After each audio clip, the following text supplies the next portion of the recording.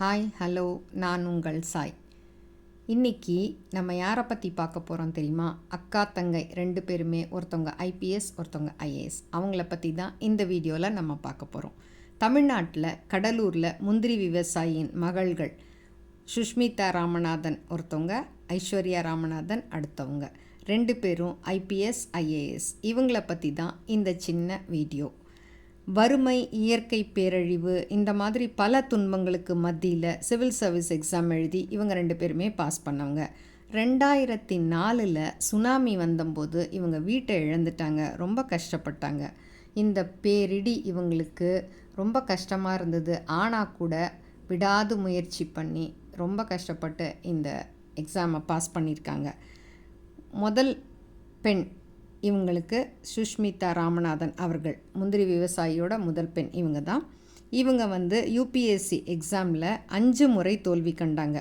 ஆனாலும் அயராது உழைத்து மனம் தளராமல் எழுதி 2022 மறுபடி ஏஐஆர் 528 வாங்கினாங்க. அதுக்கப்புறம் காக்கிநாடா மாவட்டத்தில் ஏஎஸ்பியாக நியமிக்கப்பட்டார்கள். இவங்களோட தங்கை ஐஸ்வர்யா ராமநாதன், இவங்க 2018 ஏஐஆர் 628 எடுத்தாங்க. அதனால் ரயில்வே சர்வீஸில் இவங்களுக்கு கிடச்சிச்சு. ஆனால் கூட ரயில்வே சர்வீஸில் இருக்க இவங்களுக்கு மனம் இல்லாமல் மறுபடி 2019 எழுதினாங்க.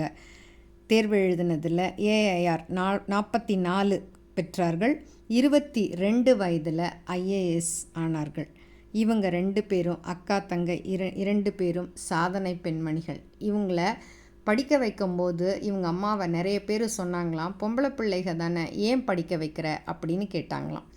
அப்போ இவங்க அம்மா, பெண் பிள்ளைகளுக்கு கல்வி அவசியம் அப்படின்னு சொல்லி படிக்க வச்சாங்களாம். அவ்வளவு கஷ்டத்துலேயும் அவங்க படிக்க வச்சாங்களாம்.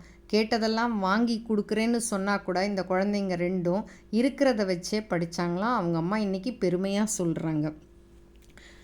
என்ன சொல்கிறாங்க அப்படின்னா, நாங்கள் வீட்டை இழந்து எல்லாத்தையும் இழந்தம்போது கூட என் பெண்கள் அவங்க முயற்சி இழக்கல.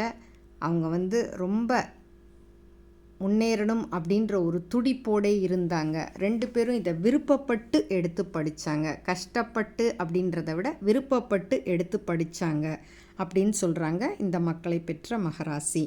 ஒரு பொண்ணு ஐஏஎஸ், ஒரு பொண்ணு ஐபிஎஸ் அப்படின்னு இருக்கும்போது எவ்வளோ ஒரு பெருமையாக இருக்கும். எல்லாரும் அன்னைக்கு வேணான்னு சொன்னவங்கெல்லாம் இன்றைக்கி இவங்கள புகழ்கிறாங்களாம் இந்த அம்மாவை.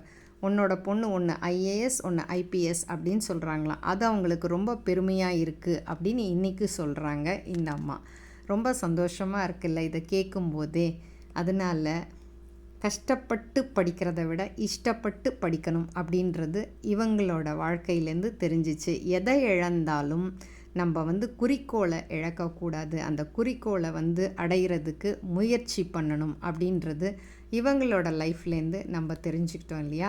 இவங்களோட பணி மேலும் தொடர வாழ்த்துக்கள். அன்புடன் சாய். உங்களுக்கு இந்த வீடியோ பிடிச்சிருந்தா லைக் பண்ணுங்கள், ஷேர் பண்ணுங்கள், சப்ஸ்கிரைப் பண்ணுங்கள். பாய்.